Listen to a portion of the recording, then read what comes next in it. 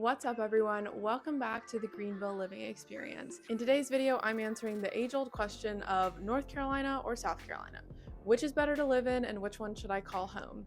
And as someone who has not only lived in both states, but also services both states for real estate, I thought that what better way than to answer this question for you guys here on YouTube so you know firsthand exactly what it's like and what you're getting out of both states and their experiences that they offer.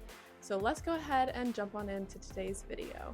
All right, first up, let's talk about the size of each state. North Carolina covers almost 54,000 square miles, making it the 28th largest state in the United States. Whereas South Carolina only covers about 32,000 square miles, and it's the 40th largest state. So quite a big discrepancy there.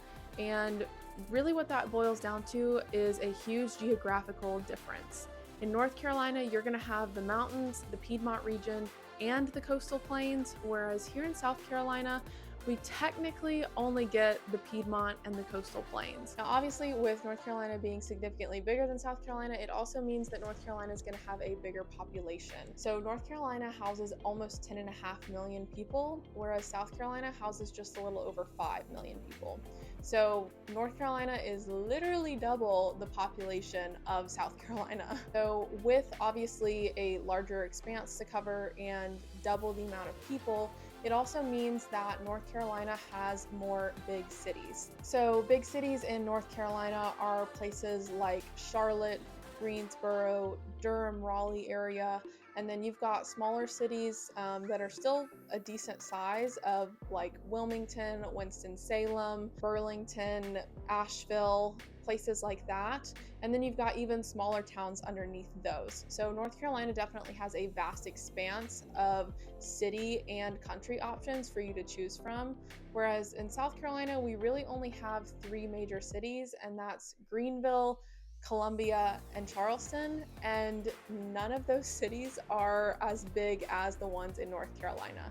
They're still a decent size, but they definitely do not compete on the same scale.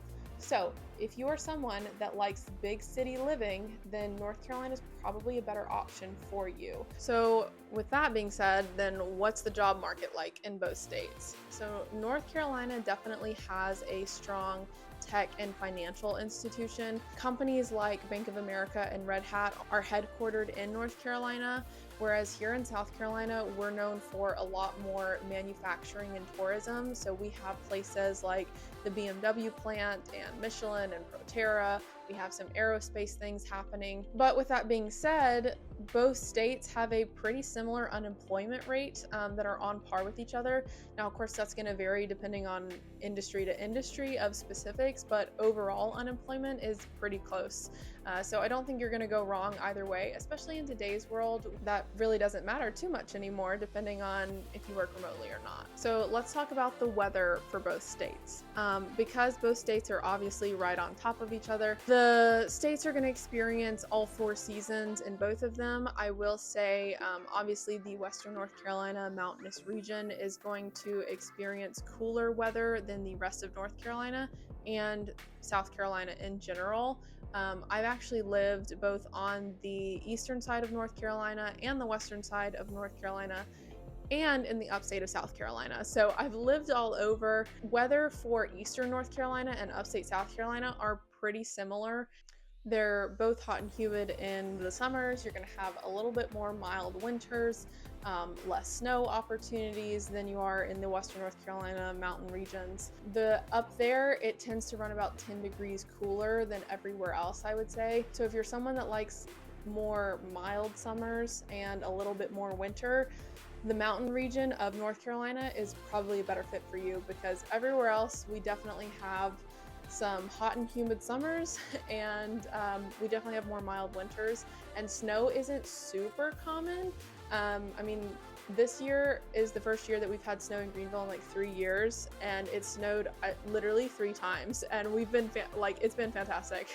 We got half an inch actually just today of snow, and it's already gone. I mean, it's the afternoon now, and it's literally already gone. You would never know it was here. If you're someone that loves snow, you might want to stick closer to the Western North Carolina mountain region for that for sure. All right, let's get into the nitty gritty. I know y'all want to know what's the difference in the cost of living. It's probably not going to come as a surprise to you that South Carolina is more affordable than North Carolina.